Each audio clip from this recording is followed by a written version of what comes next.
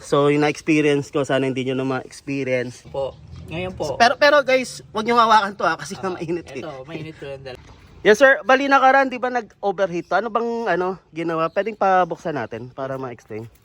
Kasi nakaraan, yung maandara ko, para siyang maghihinto. Pero tinignan ko naman din yung tinignan ko naman yung indicator ng overheat. Hindi naman. Bali hindi mo mapapansin sir kasi gawa po ng pag sa indicator umiinit na siya. Ang kailangan po maging normal tong dalawang hose. Saan? Ito pong dalawang hose kailangan maging normal. Yung init po nito, kailangan yung init din nito. Saan yung sa ilalim? Yes po, yung init ng ilalim saka init ng hose ng ibabaw parehas. Oo. Pagka nag-reach na po niya yung init, yung thermostat po natin mag-open. Saka po aandar yung pan natin, yan po, makikita nyo. Yan po ang magpapalamig sa radiator natin. Oo. Yung, kaya po ang naging sira niya. Ano ba nangyari? Kasi yung thermostat po. Kasi nakaraan, bali siya eh. Yung gauge niya, yung indicator na umaangat, andun lang siya. Pero nangyari, sabi ko ay parang hihinto. Pero sabi ko baka nag-overheat. Pero okay naman yung level ng dun sa indicator. Ngayon, yung i-check nga natin, yung mga nakarang araw, laging nahubusan ng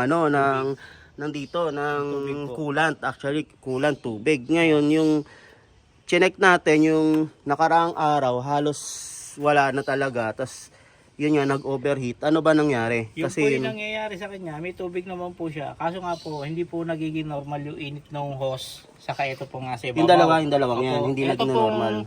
Ito po, yung nga sa ilalim ay malamig. Pag malamig po, abnormal po yun. Kailangan po mainit siya. Dapat mainit din yan. Yes Saka, po. Saka itong hose na nasa ibabaw mainit din. Nasira po yung thermostat natin. Kaya po, hindi po siya nagpa-function. Nasaan yan sila paturon? Ito po, yung thermostat po dito sa loob. Sa loob niyan. Opo, saka po yung switch natin. Saka yung Switch po. bali yung sinasabi mo yung nasa loob yan. Yes Yung binili po, ng yung nakaraan. Ito po kasi, ito po yung pinaka-hose po niya sa ilalim ng radiator. Mm. So, pagka nakuha na po natin yung init, kunya init po 80. Pag na-reach na po niya yung init, ngayon, bubukas po yan, aandar po yung pan. Malalamigin niya naman po yan. Ngayon po, pag lumamig na ba yan, normal na po yung magiging bababa po yung temperature. Ngayon po, pag tumaas po yung temperature at di po nagbubukas yung pan, abnormal po yung niya. Ano ba pinalitan natin? Parang Ito pong pinaka-switch po niya ng tapos ito po yung pinaka-pin. Parang nangyari, parang ito yung di ba? Naglulus po. Naglulus to. Yan sa switch po Kaya niya. nangyari, nagiging abnormal yung Thermostat po. thermostat. Parang hindi niya binibigyan ng tamang indicator. Yes, yung mula dun sa driver.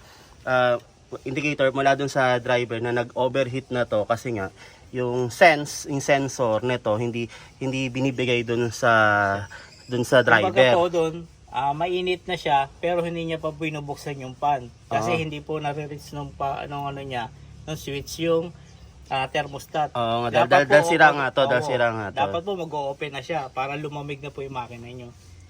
Pero ngayon ang nangyari, nag-overheat habang umaandar, hindi alam ng driver. Parang ganun. Kumbaga, parang mangyayari, may tubig ka nga, kompleto naman. Kung di naman po nagbubukas, importante po kasi yung thermostat. Pag di po nagbukas yan, lalo pong kukulo ang tubig kasi hindi po niya palalamigin ng pan.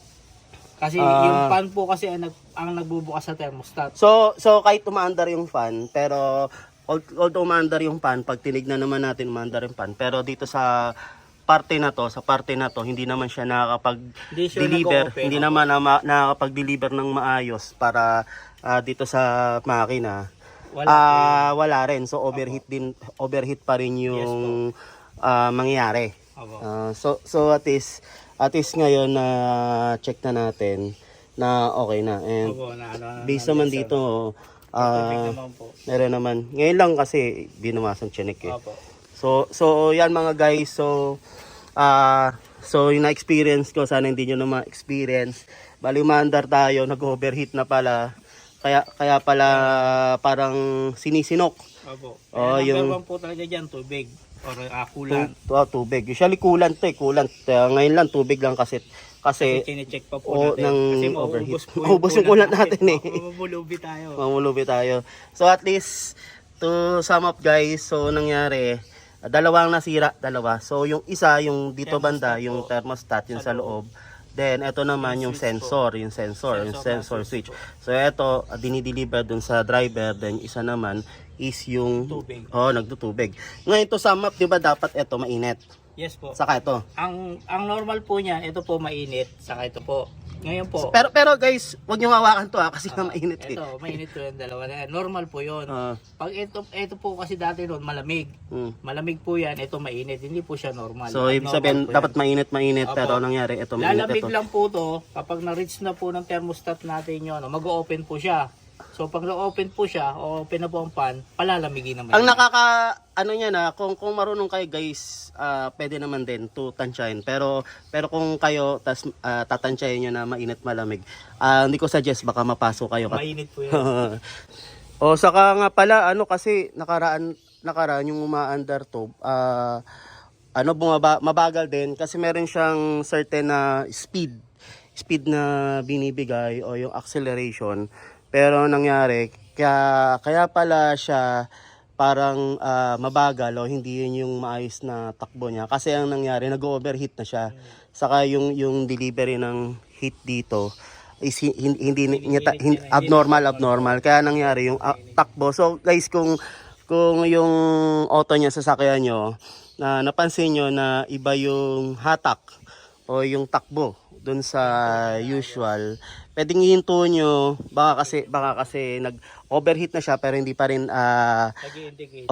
na-integrate o pinapakita sa inyo na nag-overheat na. Pwede nyo i-check o otherwise as soon as possible na may free time kayo, makapasyal kayo sa yung mekaniko nyo, yung trusted na mechanics nyo.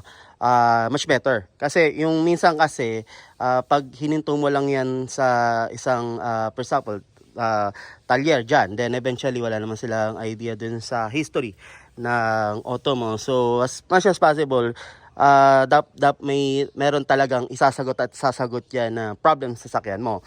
Sometimes siyempre hindi nila nabibigay yung problem, okay? Yung problem na gusto mo ibigay, which is minsan nagkakamali na diagnostics, which is very common naman yon pag nagpapaayos ng sasakyan. But if you have a trusted or regular mekaniko na alam yung pasikot-sikot ng sasakyan nyo, ng auto nyo, much better na ipunto mo agad, i-point mo agad yung gusto mong tanong o yung sa tingin mong naging problem yung performance sa sasakyan mo. Then eventually check niya kung yun nga yun, then eventually honest to goodness isasabihin naman sa yan, since trusted ka naman ng mechanic, sasabihin naman sa yan kung ano yung sira o yung possible na dapat mong gawin yan sa sasakyan mo. So at least ito alam ni sir saka ng team na kung paano yung pasikot-sikot nito, at least na agad na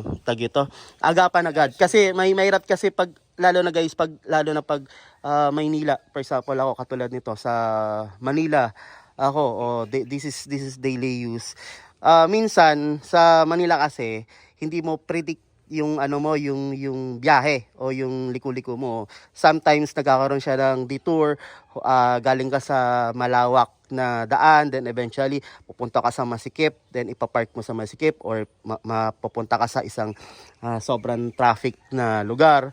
So mahirap kung doon kayo tumirek, lalong-lalo na sa Makati BGC. Matik yan, tow kayo, then kung EDSA naman, ticket towing, then kung masisigip naman na lugar o traffic palengke, nakakastorbo sa mga tao. At least regular check every morning katulad nito. Yan, chine-check natin yan. Then lahat naman to chine-check. Then eventually pag alis na kayo, confident kayo dun sa biyahe nyo. So yan. At least to wrap up guys, so at least may idea tayo paano yung inayos yung sasakyan, yung katulad nito, Honda. So yan, comment naman kayo guys kung meron kayong experience na gato o kung meron kayong mga tanong. Thank you.